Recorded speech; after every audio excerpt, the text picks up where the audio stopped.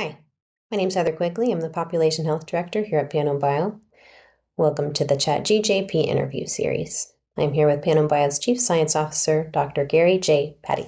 So can you tell me what you do for Panome? What do you do for Wash U? Are you a Chief Science Officer or an academic or both?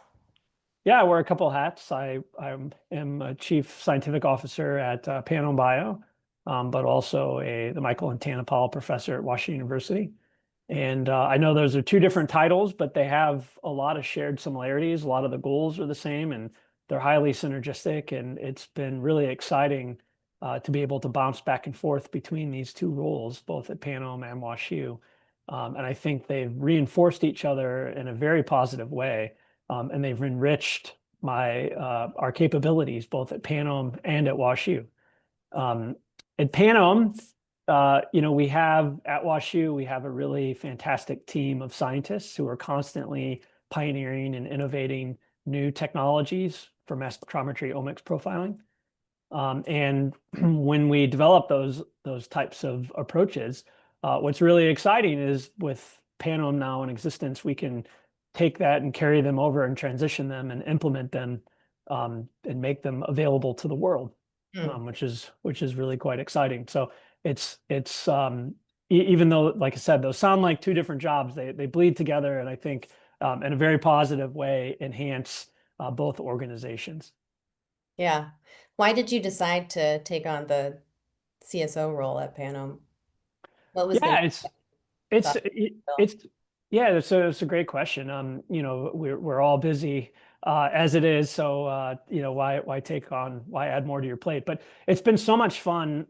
Initially it was when you develop technologies in an academic lab, it's certainly exciting, but there's nothing like putting them to test. And for us, being able to take a technology, develop it, and just throw it out there and hope somebody adopts it is wildly different than actually developing something and making sure that it works in the capacity that you need it to at something like a CRO.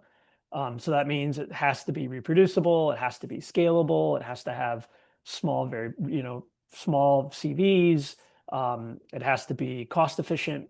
These are all considerations that in an academic paper might represent a couple lines at the beginning of an introduction, but in the real world, in a commercial setting, are incredibly important. So it's been a lot of fun in that sense.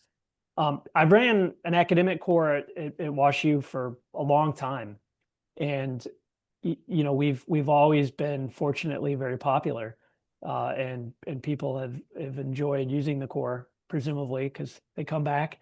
But the challenge has been over the years is that we, particularly in biopharma, there's been too many customers, for really an academic setting, and it just hasn't been. We haven't really had. It's exceeded the capabilities of what an academic core is really designed to do.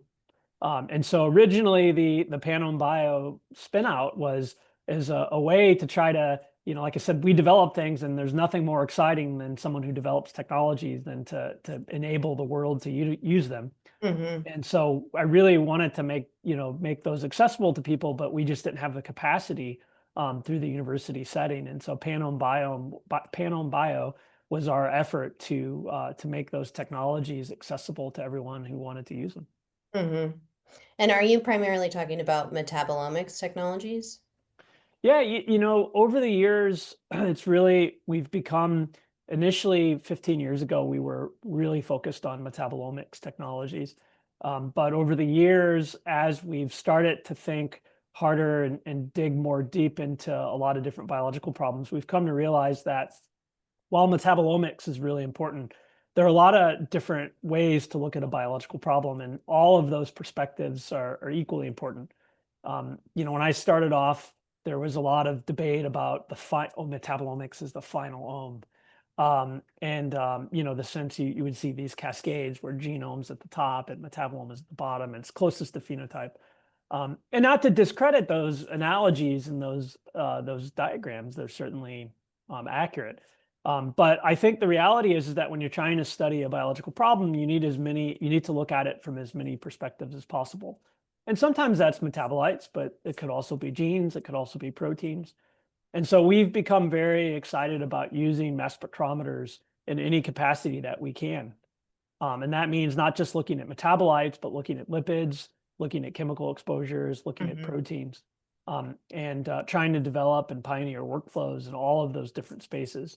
And mass spectrometers have, over the last decade, there's been so many exciting advances in the field of mass spectrometry that there are just incredible opportunities for how to take these latest, newest instrumentation and apply them in a way to try to gain deeper coverage, faster, and more sensitivity on each of these respective ohms. So we're really talking about, in this context, using mass spectrometers across the entire multi-omic space. Yeah. So do you think that, mass spectrometers have been around for a while, and like you said, they've been getting better. Has the computational infrastructure been following that trajectory as well? Like peak picking algorithms and machine learning? Yeah, it's certainly the case that computational biology has come. In fact, I would say that computational biology has accelerated at a much faster pace than the mass spectrometers. We've seen incredible innovation in the hardware of mass spectrometers, but I would argue that the most innovation in mass spectrometry has come in the computational side on the software. In many ways, the mass spectrometers that we operate now they still do the same thing. If you look at a mass spectrometer from the early 2000s that measured mass charge, and mass spectrometers today, they still measure mass charge. And there have been advances, and they've been really important. Sensitivity, they're faster now. They can acquire more fragmentation data. There's been all sorts of those kinds of technical advances. But the most important thing has been our ability to process those data. In particular with mass spectrometry in the last, I would say, just handful of years, is the capacity to generate extraordinarily large volumes of data and then try to interpret it computationally. And I don't mean targeted data. We've acquired large scale information from mass spectrometers on single metabolites or single proteins for a long time. The example we always talk about is newborn screening. If you look at the way most babies in the country are screened for inborn errors of metabolism with mass spectrometers. But what you're talking about there, and again, most babies, that's a big number, but what you're talking about there is relatively limited panel of chemicals. But what's become recently possible now is measuring a much larger number of chemicals at an equal scale. But that requires a lot of computational algorithms and a lot of machine learning, taking advantage of a lot of the artificial intelligence, expanding databases, the data sets. Just to give you a sense, 15, 20 years ago, the file size that came off of a mass spectrometer was megabytes. Now, you're getting files that are multiple gigabytes because there's so much information. I mean, we've added a whole nother dimension to mass spectrometry that was rarely used 20 years ago. The eye mobility dimension, the fourth dimension, that we didn't even use, really 20 years ago. It existed, but it certainly wasn't used regularly from commercial instruments. Now, most instruments have, at least have the capability to do it. So there's just been incredible advances in the field. And I think that to me is what's most exciting. Yeah. So maybe that's a good segue into, how you're measuring metabolomics and proteomics in an untargeted way. I know there was a kind of grand challenges call recently to talk about, or, call for researchers to mine the dark proteome. Now the dark proteome and the dark metabolome, these are also issues of hot debate right now, but I think, like you said, the infrastructure around how you're able to identify what's biologically relevant computationally is improved dramatically. So we don't need to rely so much on standards libraries anymore, right? Because that'll give you a limited amount. And there's maybe a similar story with the proteome and Yeah. relying on aptamers. Yeah. So I guess what I really want to talk about is your involvement with large consortia, right? Like, how has all of this data been able to reveal something in health and disease? Yeah. Well, first, I just want to make a comment about what you said, something you just said a minute ago, because it's so important. And that is the availability of databases. I mean, databases are incredibly, it's an invaluable tool, very important. But you're right, that we're crossing a threshold where we won't be able to do the types of screens that we want to do with databases.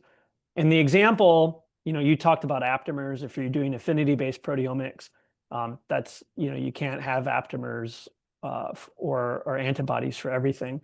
But the example that I want to dive into a little deeper is the exposome, which is chemical exposures that you encounter in your environment. And while you can imagine developing a library and using a library-based approach to look at metabolites, because endogenous metabolites, certainly there's still some that, you mentioned the dark metabolome. There's there's portions of the endogenous metabolites that we don't know yet. That's certainly the case. But you can imagine that your basic central carbon metabolites, the TCA cycle, glycolysis, amino acids, cholesterol, fatty acids, et cetera, those are pretty well established, and you could use a targeted library to screen those. But an area that I find incredibly exciting where the database approach it will never be able to keep up. It's literally by definition impossible, is the exposome, Hmm. the totality of chemicals that we encounter throughout our lifetime. And that's because it's literally infinite.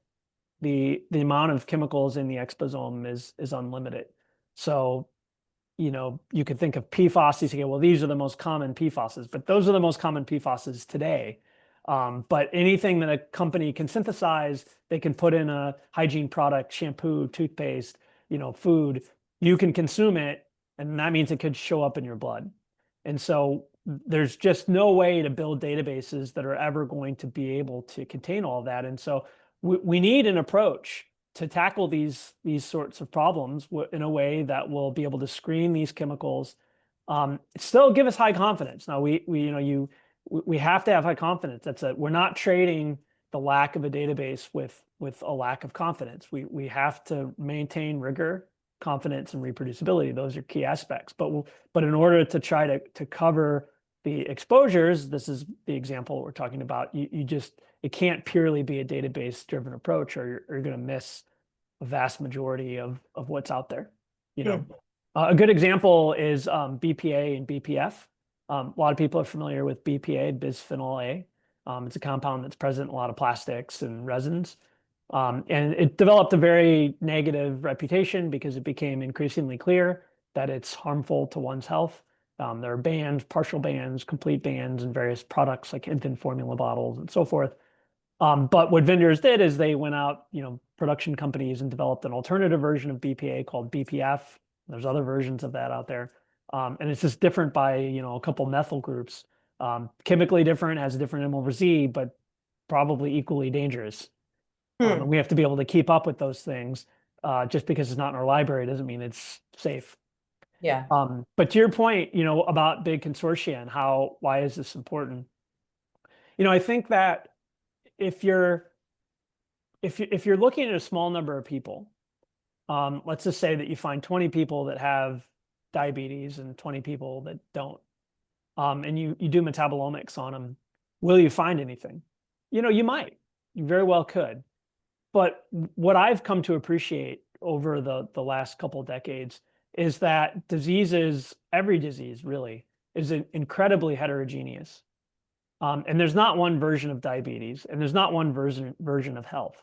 There's all sorts of versions of health, and there's all sorts of versions of diabetes. And so if you just do 20 people, and if you think now that diabetes is 100 different diseases, and you've sampled 20 people and they're each different pieces of that 100, you end up with a very noisy, complicated picture that becomes very difficult to sort out mechanistically from a biological standpoint. And so the better way to do this, and this is the essence of precision medicine or personalized medicine or whatever adjective you want to use, is to use really large groups. Because if you sample enough people, then even though these diseases are incredibly heterogeneous, you can start to stratify them based on those different versions of the disease. So if you have a large cohort of people, say 10,000 people, and half of them have diabetes, now the chances of capturing the different layers of that disease become much higher. I'll just give you one example that's a good, maybe a good representation of this. I said diabetes closely related to a condition, obesity. When you're obese, there's a lot of diseases like diabetes, metabolic syndrome, high blood pressure, insulin resistance are associated with having diabetes. But there's a small fraction of people who are obese, about 5% of the population, who are obese, who don't have any of these other metabolic syndrome components. They're otherwise healthy. They're recalcitrant to developing those conditions. So how do you find something like, well, if you only profile a small fraction of people, you're never going to have enough statistical power to find those individuals. And there's really important information and insight buried in those layers of stratification. There's so much biology. We just need to do large cohorts to be able to access them.